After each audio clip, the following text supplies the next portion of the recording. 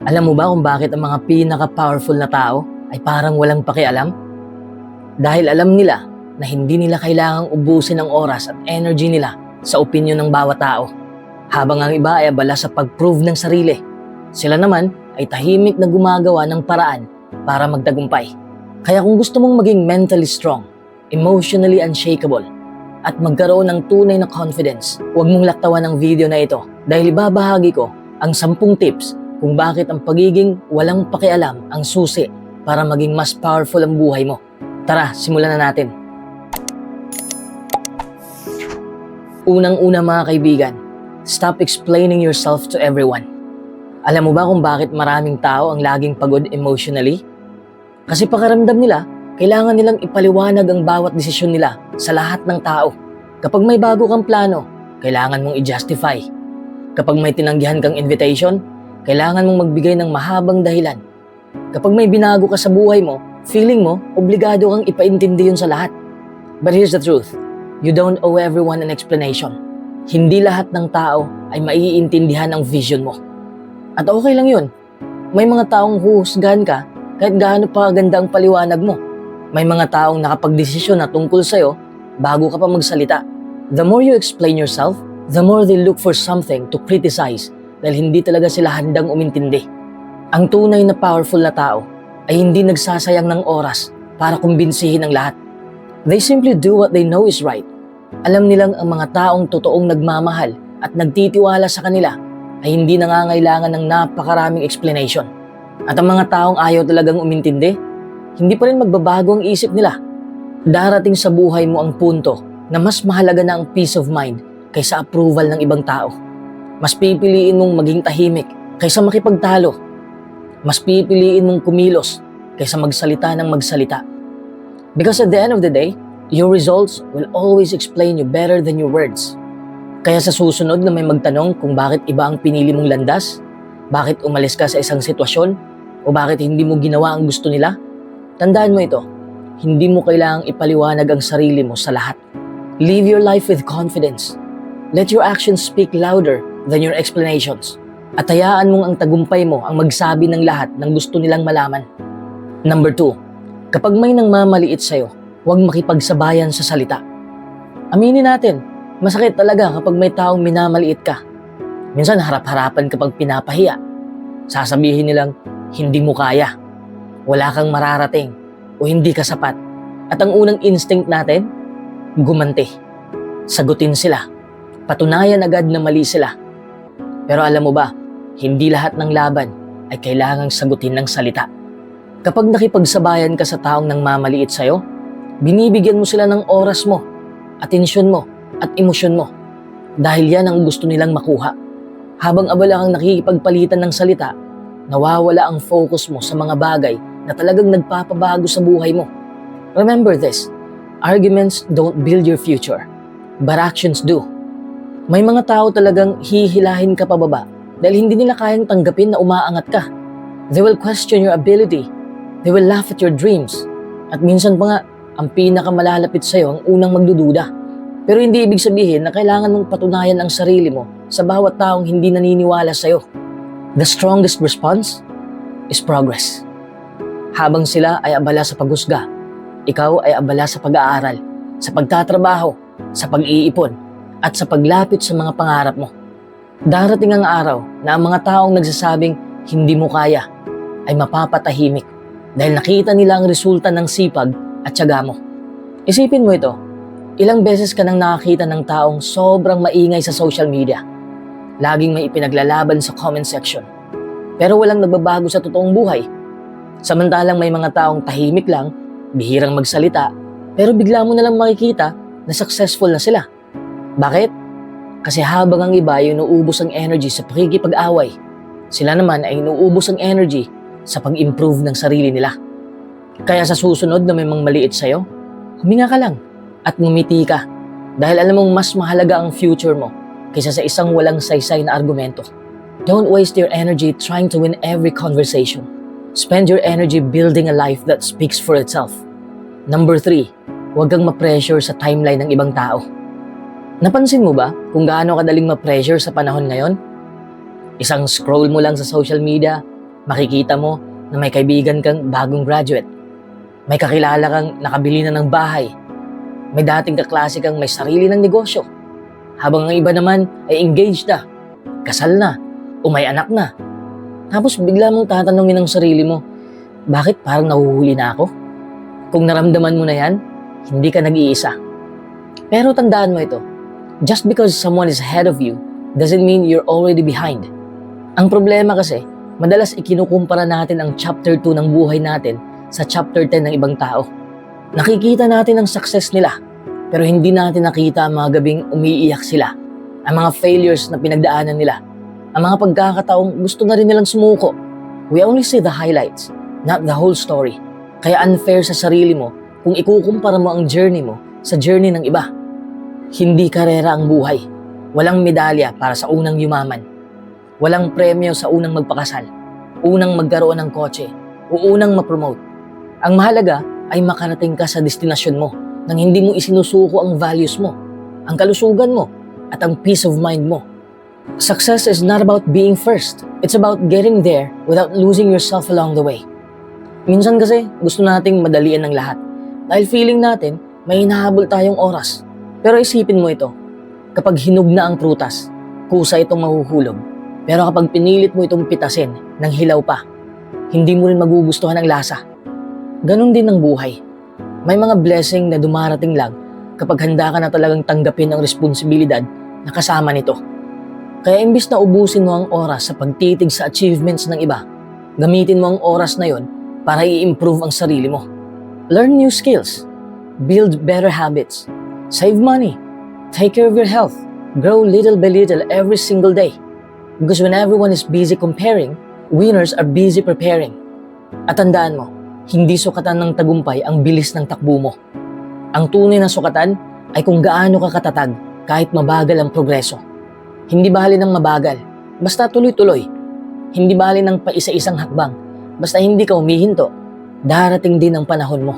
At kapag dumating yon, mas maa-appreciate mo ang lahat ng pinagdaanan mo dahil alam mong pinaghirapan mo ang bawat tagumpay.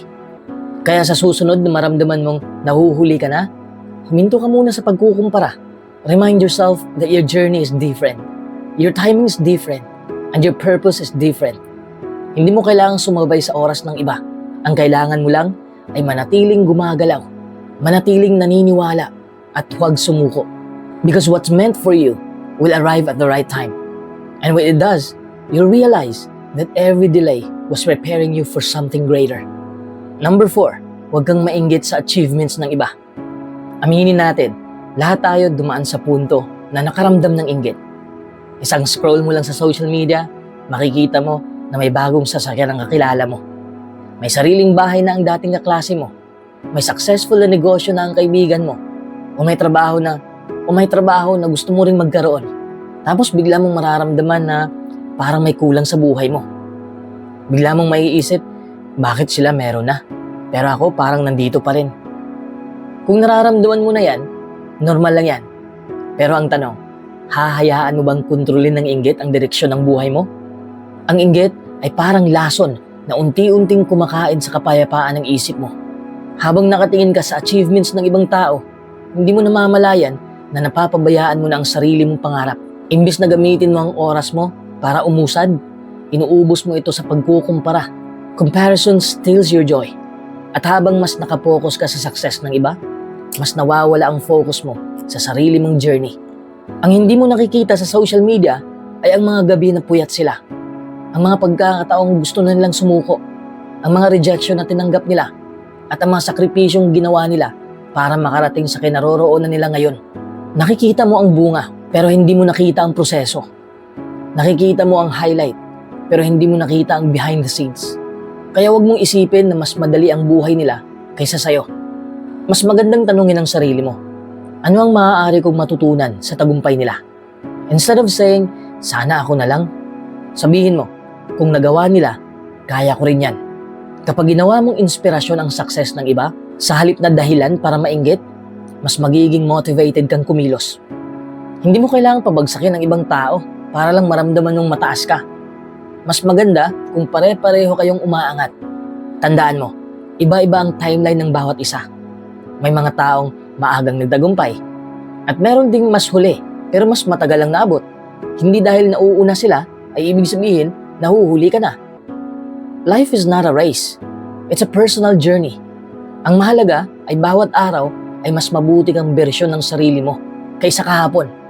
Kaya sa tuwing nakakakita ka ng taong successful, imbis na mainggit, matuto kang mag-celebrate para sa kanila.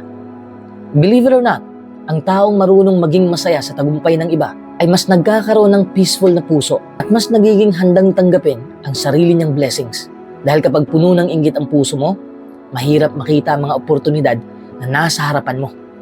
Always remember this, someone else's success is not your failure. Hindi nababawasan ang pagkakataon mo dahil ng mga ibang nauna. May sariling pintuan na nakalaan para sa'yo. May sariling oras na darating para sa tagumpay mo. At may sariling kwento na ikaw lang ang makakasulat. Kaya tigilan mo ang pagkukumpara. Simulan mong pahalagahan ang progreso mo at i-focus mo ang buong atensyon mo sa pangarap na para sa'yo. Dahil ang tunay na panalo ay ang pagiging mas magaling kaysa sa dating ikaw. Number 5, iwasan mo ang chismis at walang saysay na drama. Napansin mo ba na may mga taong parang hindi nauubusan ng problema? Dahil palagi silang nasa gitna ng chismis, intriga, at walang katapusang drama. Konting issue lang, nakikisali agad. Konting chismis, gusto agad malaman ang buong kwento. At bago pa nila namalayan, ubos na ang oras. Ubos pa ang energy nila sa mga bagay na wala namang naidagdag sa buhay nila. The truth is, not every conversation deserves your attention. Hindi lahat ng balita ay kailangan mong pakinggan. Hindi lahat ng issue ay kailangan mong salihan. At hindi lahat ng taong nag-aaway ay kailangan mong kampihan. Ang pinakamatalinong desisyon ay ang manahimik at lumayo. Kapag nasanay kang makisawsaw sa chismis, unti-unti nitong sinasanay ang isip mo na mas pagtuunan ng pansin ang buhay ng iba kaysa sa sarili mong buhay. Imbis na iniisip mo kung paano ka aasenso, mas alam mo pa ang problema ng kapitbahay mo, katrabaho mo o kakilala mo. Imbis na nagpaplano ka para sa future mo, inuubos mo ang oras mo sa mga usapang bukas ay makakalimutan na rin ng lahat. At ang mas masakit, ang taong mahilig makinig sa chismis ngayon ay maaaring siya rin ang pag-uusapan bukas. Gossip has no permanent favorite. Ngayon, nakikinig ka lang. Bukas, pangalan mo na ang laman ng usapan. Kaya kung ayaw mong maging bahagi ng cycle na yon, mas mabuting huwag mo na itong simulan. Ang mga taong tunay na successful ay alam ang halaga ng oras at energy nila. Hindi sila madaling ma-distract ng mga issue na walang kinalaman sa goals nila. Habang ang iba ay abala sa pag-uusap tungkol sa buhay ng ibang tao, sila naman ay abala sa pagbuo ng sariling pangarap. They focus on building, not on gossiping.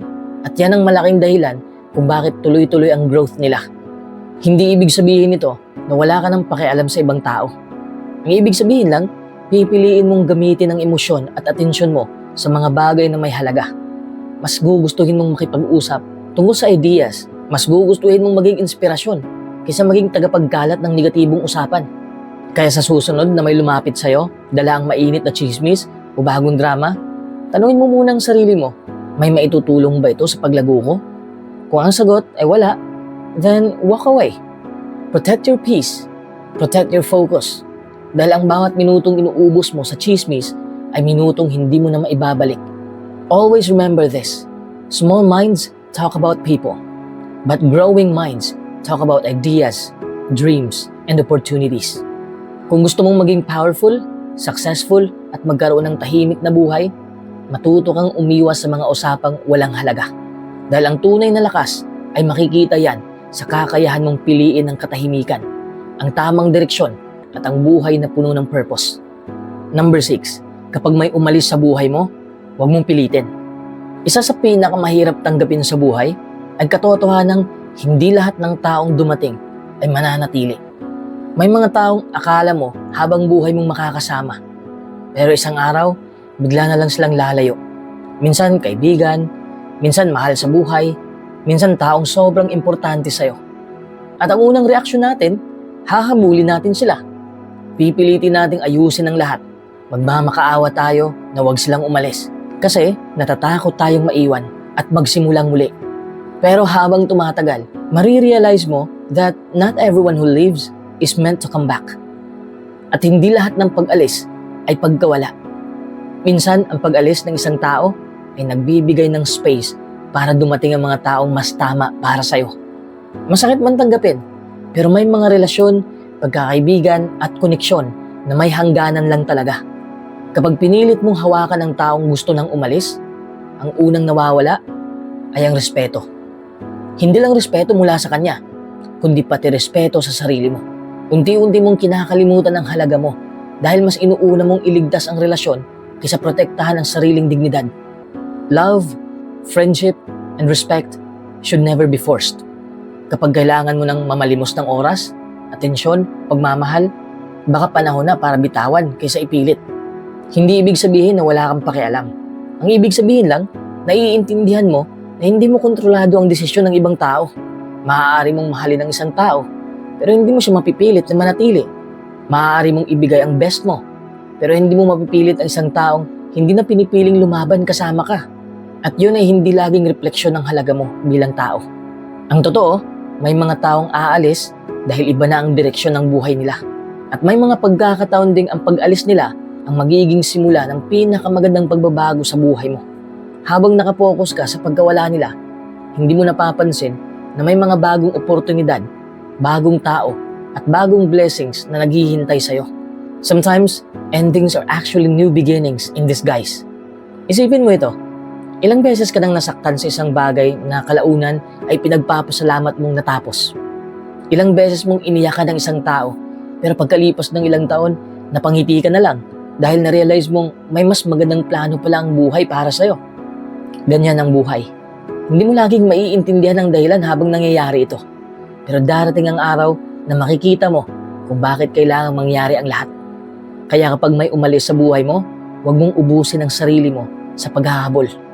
Kung ginawa mo na ang parte mo, naging totoo ka, naging mabuti ka, at ibinigay mo ang best mo, then let them go with peace. If someone wants to leave, let them. Ang taong para sa'yo ay hindi mo kailangang pilitin na manatili. Mananatili siya dahil pinipili ka niya, hindi dahil pinilit mo siya.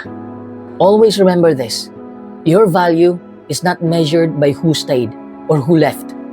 Ang tunay na halaga mo ay nasa kung paano ka bumangon, kung paano minahal ang sarili mo pagkatapos ng sakit, at kung paano ka nagpatuloy kahit may mga taong hindi na naging bahagi ng kwento mo. Ang pinakamagandang regalong maibibigay mo sa sarili mo ay ang lakas ng loob na magpaalam, mag-move on, at magbigay ng pagkakataon sa mga bagong chapter na mas maganda kaysa sa iniwan mo. Number 7, huwag kang mag-react agad sa bawat provocation. Aminin natin, may mga tao talagang parang sinasadya kang inisin. Minsan sa trabaho, may kasamahan na laging may patama. Sa pamilya, may kamag-anak na mahilig magkumpara. Sa social media, may mga taong mag-comment lang para makakuha ng reaksyon mula sa'yo. Ang unang pumapasok sa isip natin, sasagutin ko to. Hindi pwedeng palampasin. Pero sandali lang, hindi lahat ng provocation ay kailangan mong patulan. May mga tao kasing hindi naghahanap ng katotohanan. Ang hinahanap nila ay reaksyon mo. Gusto nilang makita kang ma-stress o mawala ng kontrol. Kapag nagawa nila yon, pakiramdam nila nanalo na sila. Kaya kapag pinatulan mo agad, ibinigay mo sa kanila ang eksaktong gusto nila. Ano yon? Ang oras mo, ang emosyon mo, at ang kapayapaan ng isip mo. Your reaction is your power. At sa oras na hinayaan mong kontrolin ng ibang tao ang emosyon mo, para mo na rin ibinigay sa kanila ang remote control ng buhay mo. Isipin mo yon, isang salita lang mula sa ibang tao, nagbago na ang mood mo buong araw. Isang negative comment lang, nawalan ka na ng gana. Isang pang-iinis lang, nasira na ang focus mo. Kung ganun ang mangyayari, sino talaga ang may kontrol? Ikaw ba? O siya? Ang totoo, hindi sukatan ng lakas ang mabilis na pagsagot. Maraming taong marunong sumigaw. Maraming taong marunong gumanti ng salita. Pero kakaunti lang ang may disiplina na manatiling kalmado kahit pinuprovoke na. Real strength is staying calm when everyone expects you to explode. Yan ang klase ng lakas na hindi madaling makuha. Kapag natuto kang huminto bago mag-react, binibigyan mo ang sarili mo ng pagkakataong mag-isip. Imbis na emosyon ang magdesisyon, wisdom ang nauuna. At kadalasan, pagkatapos ng ilang minuto o ilang oras, marirealize mong hindi pala ganun kahalaga ang bagay na ikinagagalit mo. Ang pinakamagandang sagot ay walang sagot. Ang pinakamatalinong desisyon ay ang lumayo kaysa makipag-away. Tingnan mo ang mga taong talagang successful at may mataas na emotional intelligence. Hindi sila pumapatol sa bawat batikos. Hindi sila sumasagot sa bawat insulto dahil alam nilang mas mahalaga ang goal nila kaysa sa ego nila. They choose progress over pointless arguments. Habang ang iba ay abala sa pakikipagbangayan, sila naman ay abala sa pagbuo ng kinabukasan nila. Kaya sa susunod na may taong susubok sa pasensya mo, huminga ka muna. Tanungin mo ang sarili mo, makakatulong ba sa future ko ang reaksyon na gusto kong gawin? Kung ang sagot ay hindi, then let it go. Hindi lahat ng laban ay dapat mong salihan. Hindi lahat ng opinyon ay dapat mong sagutin. At hindi lahat ng taong gustong hilahin ka pababa ay karapat-dapat sa atensyon mo. Always remember this, silence is not weakness. Sometimes, silence is the loudest proof that you have mastered yourself. Kapag natutunan mong kontrolin ang emosyon mo, sa halip na hayaang kontrolin ito ng ibang tao, doon nagsisimula ang tunay na kapangyarihan. Dahil ang taong kayang kontrolin ang sarili niya ay mas malakas kaysa sa taong kayang kontrolin ng iba. Number 8, huwag mong gawing misyon ang mapasaya ang lahat. Isa sa pinakamabigat na dalhin sa buhay ay ang paniniwalang kailangan mong mapasaya ang lahat ng tao. Kaya maraming taong laging nagsasabi ng oo kahit gusto na nilang tumanggi. Maraming pumapayag sa mga bagay na hindi na sila komportable. Maraming nagtitiis sa mga sitwasyong nakakasakit na sa kanila dahil natatakot silang may magalit o madismaya. Mas inuuna pa nila ang kaligayahan ng iba kaysa sa sarili niyang kapayapaan. But here's the truth, you are not responsible for everyone's happiness. Hindi ikaw may obligasyong ayusin ang lahat ng problema. Wala kang obligasyon na tuparin ang lahat ng gusto ng ibang tao. O siguraduhin walang masasaktan sa bawat desisyon mo. Kahit anong gawin mo, may taong matutuwa at may taong madi-disappoint. Ganyan talaga ang buhay. Kapag ginawa mong misyon ang mapasaya ang lahat, unti-unti mong nawawala ang sarili mo. Hindi mo na alam kung ano ba talaga ang gusto mo dahil ang bawat desisyon mo ay nakabase na sa opinyon ng iba. Bago ka kumilos, iniisip mo muna kung ano ang sasabihin nila. Bago ka tumanggi, iniisip mo kung baka may magtampo. Hanggang sa isang araw, mapapansin mo na ikaw na lang ang laging pagod, habang ang lahat sa paligid mo ay masaya. Ang pinakamalaking problema sa pagiging people pleaser ay hindi ito napapansin sa simula. Akala mo, mabait ka lang. Akala mo, pagiging selfless lang yon. Pero habang tumatagal, napapabayaan mo na ang sarili mong pangangailangan. You keep pouring into everyone else's cup until your own cup becomes empty. At kapag ikaw naman ang nangailangan, mapapansin mong hindi lahat ng tinulungan mo ay mananatili para tulungan ka rin. Hindi masamang maging mabuting tao. Hindi masamang tumulong. Hindi masamang magbigay. Pero may malaking pagkakaiba ang pagiging mabait at ang pagiging isinasakripisyo ang sarili para lang matuwa ang ibang tao. Kindness without boundaries becomes self-destruction. Kapag wala kang limitasyon, masasanay ang ibang tao na lagi kang available. Lagi kang papayag at lagi kang mag-a-adjust. At kapag isang beses ka lang tumanggi, ikaw pa ang lalabas na masama. Kaya matuto kang magsabi ng no, dahil may respeto ka rin sa sarili mo. Tandaan mo, ang bawat yes na ibinibigay mo sa bagay na ayaw mo ay maaaring no sa sarili mong pangarap, pahinga at kapayapaan. Protecting your time is not selfish. Protecting your peace is not selfish. Setting healthy boundaries is not selfish. It's a sign of maturity. Hindi mo makukontrol kung paano ka titingnan ng ibang tao.